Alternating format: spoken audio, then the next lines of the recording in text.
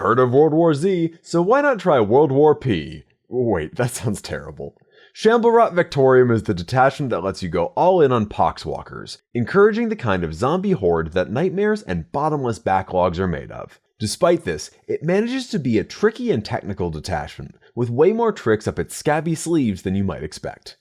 If you want to read about this detachment and check out a sample list, shamble on over to Goonhammer.com. Link in the description. Detachment rule: Numberless Horde. In your command phase, in each of the specified battle rounds, you add a 10 model unit of poxwalkers to your army, placed into strategic reserves. Incursion, rounds 2 and 3, Strike Force, rounds 2, 3, and 4, and Onslaught, rounds 2, 3, 4, and 5. Additionally, poxwalker units in your army gain the battle line keyword. This is unique as a detachment rule, and it lets you run a frankly unreasonable 9 units of poxwalkers. Now on their own, poxwalkers are more of a nuisance than a threat, serving as cheap objective holders or early game speed bumps. A mob of 10 is unlikely to kill more than a single Space Marine on the charge, and just maneuvering around a 20 strong unit is a challenge on its own. That said, this detachment gives you some other tools to take advantage of the unit's strengths. The Noxious Blightbringer and Malignant Plaguecaster can attach to poxwalkers now, which does a lot to help out the shambling little jerks. The Blightbringer helps them zoom up the table, and the Plaguecaster can push them over to be a more consistent threat, although still not a particularly potent one. Typhus can also join a unit of poxwalkers, and his Eater Plague ability returns models to the unit, making him a strong pick in this detachment. However, if you attach any of these models to the unit, they lose Infiltrate, which means you're either coming in from reserves, foot-sogging up the table, or spending a bunch of extra points to ferry your zombies around in a transport. All of the enhancements only work on models leading poxwalker units, so they'll be going on Plaguecasters and Blightbringers. It's worth noting that you can combine some of these effects by attaching 2 characters to the same unit. Witherbone Pipes lets a Noxious Blightbringer up the leadership and OC of poxwalkers in his unit by 1. OC 2 poxwalkers can be annoying, and this combos well with anything that ups poxwalker durability. Lord of the Walking Pox lets your poxwalkers and their character arrive from strategic reserves as if it were the 3rd battle round, meaning you can put some serious early pressure on your opponent's deployment zone or force them to screen it out. Sorrow Siphon lets your Plaguecaster burn D3 poxwalkers a turn in exchange for +1 damage on his Plague weapon. It's probably not worth it. Talisman of Burgeoning ups the toughness of poxwalkers in the bear's unit by 1. Combo that with Witherbone Pipes on another character for some super annoying OC2 toughness 5 poxwalkers. As you might expect, your stratagems primarily benefit poxwalkers. Grip of the Walking Pox has you roll a d6 for every poxwalker that died from attacks in the fight phase, causing a mortal wound to an enemy unit for each 6. As long as your poxwalker unit didn't die, they can return models to their own unit with their Curse of the Walking Pox ability. Don't expect to do a ton of damage with this, but it does make attacking your big squads a chore. Smeared with Filth, let's be honest, it's poop, makes an enemy unit that fought a unit of your poxwalkers that died this fight phase afflicted for the rest of the game. It could be nifty for shoving into your opponent's backline early to apply some pressure with Deathshroud Terminators. Gnawing Hunger adds +1 to the movement, strength, and attacks of your poxwalker unit for a turn.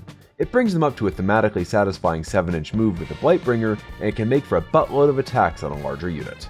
Hidden Amongst the Dead gives one of your poxwalker units Deep Strike, provided they don't have an attached character.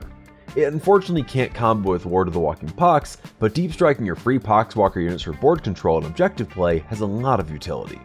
Shock and Horror is one of the few stratagems in this detachment that work on any Death Guard unit, not just poxwalkers. It forces a battle shock test on everything in engagement range at a -1. It might turn off fight phase stratagems if you're lucky, but it's not that great. Shambling Wall lets you pass shooting damage off from one Death Guard unit onto a nearby poxwalker unit. It's amazing for something like Mortarion to deter enemy attacks and keep them in the game. Aside from the obvious strategy of bring a lot of poxwalkers, you're looking to control the table and consistently apply pressure, grinding out a war of attrition. Even with buffs, poxwalkers aren't exactly offensive powerhouses, so don't expect to remove units even with a block of 20. Instead, they should be scoring points and tying up your opponent while the artillery is doing the real damage. You'll want a brick of poxwalkers with Witherbone Pipes, and either a Plaguecaster with Talisman of Burgeoning, or Typhus to keep them in the game. You also probably want a big unit with Lord of the Walking Pox to apply pressure early and keep your opponent screening, or just reinforce the side of the board your opponent is committing to. Mortarion also has a good place in this detachment, using Shambling Wall to keep him in the game. His passive ability should help you grind through enemies that are stuck in your Poxwalker tar pit too.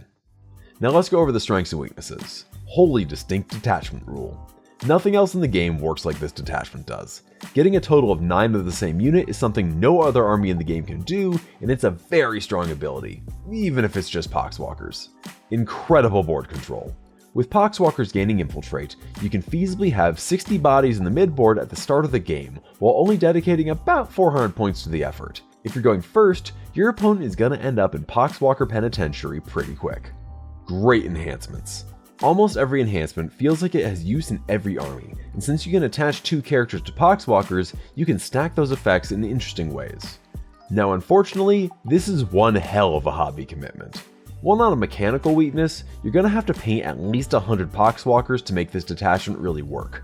The models aren't as simple to paint up as something like Termagants or Necron Warriors, so this is going to take a significant amount of time to get battle ready. You're going to work for those 10 points.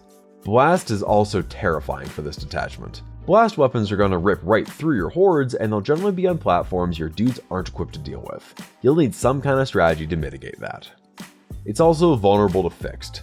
Since you're going to want a lot of characters to buff up your Poxwalkers, you're going to be a juicy target for both Cull the Horde and Assassinate. You can get around this by taking minimal characters, but then your zombies are just bodies that'll die quick and easy.